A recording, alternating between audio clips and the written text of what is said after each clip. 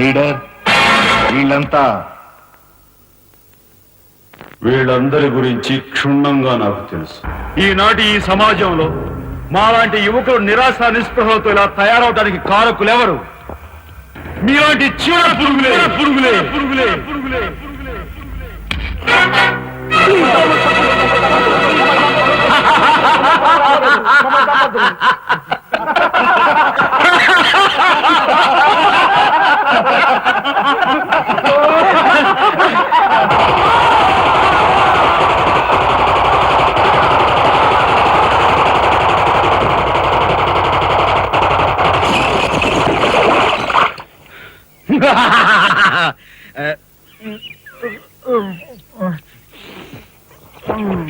వీడి మొద్దు నిద్ర పాడైపోను ఇక్కడ కర్ర ఎక్కడ తెచ్చింది. అరే ఊరుకోండి బామ్మగారు, పాపం రాజా పొద్దుపోయి ఇచ్చినట్టున్నాడు, కాసేపు పడుకోనివ్వండి. పొద్దుపై రావటం ఎందుకు, పొద్దు ఎక్కదాకా పడుకోవటం ఎందుకు? నీకు తెలవదు, నువ్వు వెళ్ళు.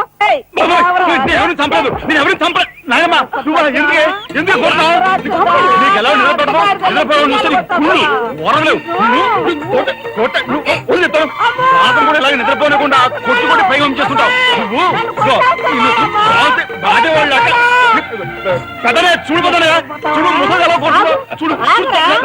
ఆగు ఆగు, ఏమిటే చిన్నడితో నీకేమిటి? నువ్వు నీ పెళ్ళ పెట్ట గారాబం చేయబట్టే ఆడు సోంబేర్లా తయారయ్యాడు. సోంబేరి గింబేట ఆగండి. మిట్ట మధ్యాహ్నం దాకా పడుకోవడం మూలంగా ఇంటికి ఉపయోగం, దేశానికి ఉపయోగం తెలుసా? దేశానికి? అవును మరి. నాలాంటి వాళ్ళకి ఉద్యోగం రాకపోవడం వలన స్ట్రైకులు చేసి బస్సులో తగలబెడతామా? అలాంటివి ఏమీ చేయకుండా యువతలు నిద్రపోవడం మూలంగా దేశానికి ఎంత ప్రశాంతత. ఏమిటినైనా లాభం. ఏమ్మా, కాళీ సంపాదన లేనోడు 3 పూట్ల మిక్కితే ఇంటికి ఎంత ఖర్చు? అందుకే అర్ధరాత్రి వచ్చి మిట్ట మధ్యాహ్నం దాకా నిద్రపోతాను. దాని మూలంగా రాత్రి భోజనం, తెల్లారి కాఫీ, టిఫిన్లు నీకు ఆదా కాదా? ఏనా ఇక పెద్దనే అంటావా? వాడు మధ్య తరగతి మనిషి, బోడు బరువు బాధ్యతలు ఉంటాయి, 10 మందికి సమాధానం చెప్పుకోవాలి కాబట్టి పొద్దునే లేవాలి. ఇక సీతమ్మ లాంటి వదులంటావా? ఇంటి చాకరీ బోర్డు అంత ఉంటుంది, ఆవిడ పొద్దునే లేవాలి. ఇక చిన్నయ్య, ఇదిగో వీడు ఒక పుస్తకాల పురుగు, ఎప్పుడెప్పుడు ఐఏఎస్ పాస్ అయిపోదామని ఉంటుంది కాబట్టి తను పెందడే లేవాలి. ఇక చిన్నపిల్లలు పొద్దునే ఆడుకోవాలి, చదువుకోవాలి కాబట్టి వాళ్ళు పెందడే లేవాలి. నువ్వు నేను ఎందుకే పెందడే లేవటం? నా మాట విని నాయనమ్మా, నువ్వు నాతో పాటు అర్ధరాత్రి వరకు గాలి తిరుగుడు తిరిగి ఇంటికి వచ్చి నిద్రపోయి లేటుగా లేచావనుకో, ఇంటికి ఖర్చు తగ్గుద్ది, నాకు నీ దశ తగ్గు. ముదిరిపోయావురా చిన్నబాబు, నీళ్లు తోడుతున్నా వచ్చేసి. ఎంత పొగర్రా నీకు? ఉదయంతో చాకరీలు చేయించుకుంటావా? ఏంటి తోడాలి, సబ్బెట్టాలి, రఫాడించేస్తానే అనుకున్నావు? నువ్వు చేయాల్సిన పనులు ఉదయంతో చేస్తావు, నేను నిన్ను కేకలు పెడతావు అనుకుంటే నువ్వు ఎదురొస్తావా? అయినా ఈ వయసులో నువ్వు చేయాల్సిన పనులు ఏమిటి? ఏంటయ్యా? నాకు సేవలు చేసుకోవటం. ఏంటి? తాతయ్యకి ఎలాగో సేవలు చేయలేదు, నాకు సేవలు చేసుకో. దేవుడు మెచ్చి నీకు స్వర్గ దూరాలు తెలుస్తాడు. నిజమేనట్లా చిన్న నిజమే ముసుదానా.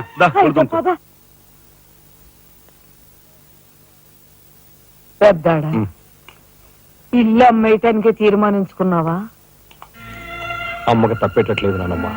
మనకున్న అప్పులకి ఇల్లు కాదు కదా, ఈ వీధి మొత్తం అమ్మినా ఏమీ తీరం. నువ్వు నోరు మీరా? ఆడి మాటలకేం గాని మీ తాతయ్య రెక్కలు బొక్కలు చేసుకుని ఇల్లు కట్టించాడురా. నా బంధులో ప్రాణం ఉండగా అమ్మ నేను నన్ను చంపుకు తిన్నంత ఒట్టే. ఈ మాత్రం దానికి అంత పెద్ద పెద్ద మాటలు ఎందుకు లేనమ్మా? అమ్మలే నా తిప్పలేవో నేనే పడతాను. అన్నయ్య, అసలు గొడవేమీ లేకుండా నేనే చదువు మానిస్తే? అయ్యి బాబోయ్, భలేవాడివే. చదువు మానేస్తానంటావేంటి? నువ్వేదో కలెక్టర్ అవుతావు, ఇంటెల్ పాదిని ఉద్ధరిస్తావు అని మేమంతా నీ మీద ఆశ పెట్టుకుంటే తప్పుడా అన్నయ్య? ఆ పని చేయకు. అవును, ఇప్పుడు నీ అయ్యే చదువుకి ఎంత ఖర్చు అవుద్ది? ఢిల్లీ దాకా వెళ్ళాలంటే 500 ఖర్చు అవుతుంది. ఆ పైన ఎగ్జామ్ ఫీజు, ట్యూషన్ ఫీజు, పాత బాకీలో కలిసి కనీసం 25,000 అవుతుంది. 25,000? మా బాబే అంతేనా? 25,000 అంటే ఇదిగో మా పెద్దనే సర్దుకుంటాడులే. సర్దుకో. సర్దుకోపోతే నువ్వు సర్దుకుంటావా? నువ్వు ఇష్టం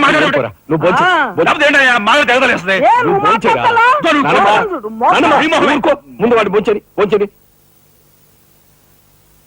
రాఘవ, ఏ పరిస్థితుల్లో నీ చదువు ఆగిపోవడానికి వీలేదురా. ఎంత ఖర్చైనా సరే డబ్బు సంగతి నేను చూస్తాను. నువ్వు నీ ఏర్పాట్లో ఉండు. అదిగో వచ్చారు నీ గాడిది గ్యాంగ్. ఊసే గాడిద వచ్చి మేసే గాడిదని చెడగొట్టిందంట. మెయిటి అయిందిగా, ఇక లేచండు. నాయనమ్మా, సాయంత్రం వచ్చేసరికి మునక్కాయ కూరలో ఉప్పు చేపేసి వండి పెట్టవా? ములక్కాయన్ని ఉప్పు చేప వండి పెడతా. ఎలా కొంటిదానా? మీ తాత ఇట్టగా ఏడిపిస్తూ తినేవాడురా. వీడు అన్ని ఆయన పోలికలే. ఏంటి ఈ రోజు మన ప్రోగ్రామ్?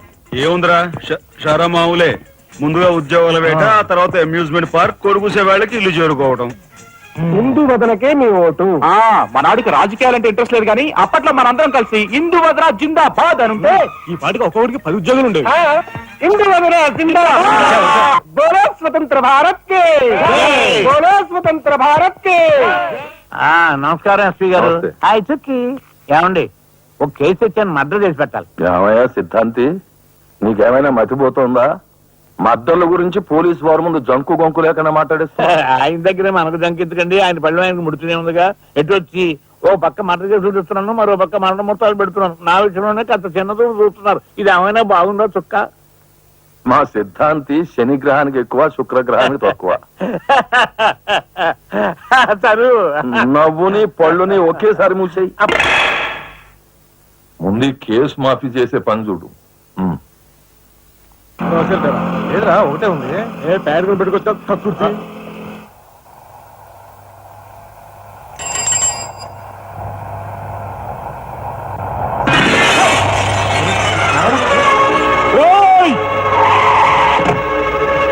ఏం పాపా, కళ్ళు కనపట్టాలా? కాస్త మనుషులు చూసుకుని నడుపు కారు.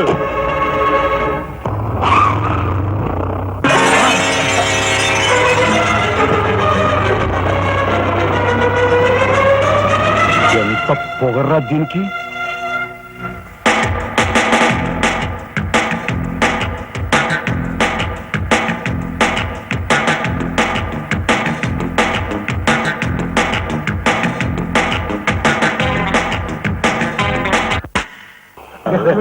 హరిగారు మాత్రం తక్కువ చేశాడనా?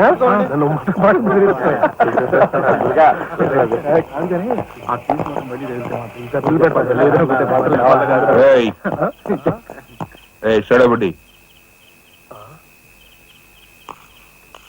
ఏంటి సార్? ఎక్కడి నుంచి రాస్తున్నారు? అమ్యూజ్మెంట్ పార్క్ నుంచి. టికెట్లు ఎక్కడ? టికెట్లు చింపేసి కదండి లోపలికి పంపిస్తారు. ఏంట్రా లాజికల్ మాట్లాడుతున్నావు?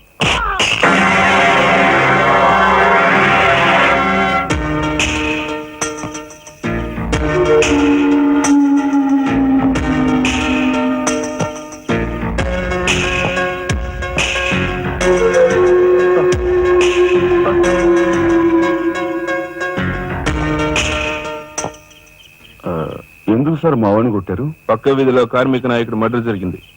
ఆ మర్డర్ చేసింది మీరే కదరా? ఏంట్రా డ్యూటీ దిగిపోతూ మందు కొట్టి ఇంటికి వెళ్తున్నారేమో డౌట్ వచ్చి. ఏంట్రా కూర్చో.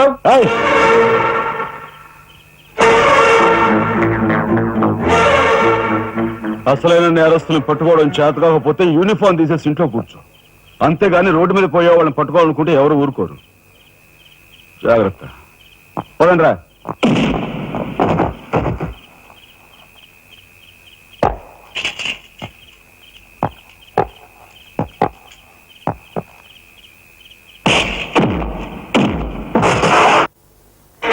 పోలీస్ ఇన్స్పెక్టర్ అయి ఉండి వాళ్ళతో దెబ్బలు తింటాను నీకు సిగ్గులేదు? 24 గంటల్లో ఆ గ్యాంగ్ ని పట్టుకుని పోలీస్ స్టేషన్ లో పెట్టకపోతే? రామయ్య, వాడేదో నీ పోలికలతో పుట్టాడు కదా అని కాస్త గారాబం చేశాను అంతే. నెత్తి నెక్కి కూర్చున్నాడు. ఏ లోకల్లో ఉన్నావో ఏమో.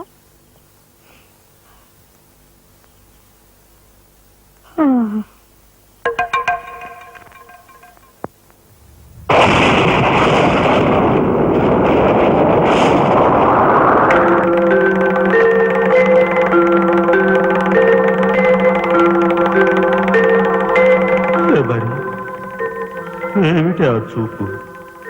నేను గుర్తుపట్టలేదా? అయ్యా నా దేవుడు, నువ్వా? అయ్యా నన్ను తాకరాదు. ఆత్మ రూపంలో ఉన్న నన్ను తాకితే మాయమైపోతాను. అపచారం అపచారం.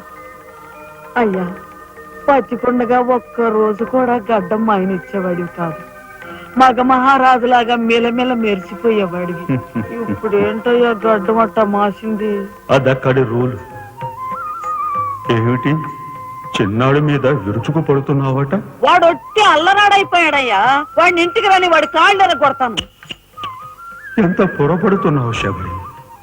చిన్నాడంటే ఎవరనుకున్నావు? ఎవరు? నేనే. ఆ, నీ మీద మమకారం చావక, ప్రేమ తీరక మళ్ళీ వాడి రూపంలో జన్మించాను. వాడే నేను, నేనే వాడు. నువ్వా? చిన్నాడిది నీ అంశ. ఒట్టు. మరి ఇన్నాళ్ళు నువ్వు నాతో చెప్పలేదేమయ్యా? ఆ ఐడియా నాకు ఇప్పుడే వచ్చింది ప్రియా. చూడు శబరి, ఇక మీదట వాడు ఎంత లేటుగా వచ్చినా, ఎంత పొద్దుకి లేచినా, ఏ పని చేసినా చేయకపోయినా వాణ్ణి కించత్ మాట అన్నావో స్వర్గంలో నేను క్షోభపడిపోతాను. అమ్మో అమ్మో, ఎంత మాట! వాడికి ఏమన్ను? అయ్యా, రాకొచ్చావు 4 మెతుకులు తినేళ్ళవా? నాకంత వ్యవధి లేదు శబరి. అవతల స్వర్గంలో నా కోసం రంభ, ఊర్వశి, మేనక డాన్స్ చేయకుండా ఎదురు చూస్తూ ఉంటారు. శబరి, ఏమిటా అలక? సహజమే. చూడు శబరి, నువ్వు నాకు పాదాభివందనం చేసుకుంటే నీకు స్వర్గం ప్రాప్తిస్తుంది. అక్కడ మనం కలిసి డాన్స్ ఆడదాం. నిజమా?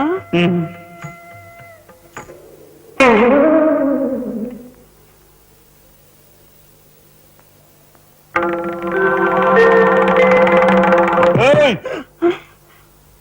వస్తున్నా వస్తున్నా వస్తున్నా. తలుపులు బాత్తుడు వినపట్లా? ఏదో లోకంలో ఉండి ఏదో లోకల రఫ్ ఆడించేస్తానేమనుకున్నావు? భోజనం చేసావా? ఆ, ఇంకా పడుకోలేదే? నువ్వు వస్తావని. నేను వస్తానని అర్ధరాత్రి వరకు నా కోసం ఎదురు చూస్తుంటే నీ ఆరోగ్యం ఏమైపోతుంది? పడుకో. ఏమిటా చూపు? పడుకో.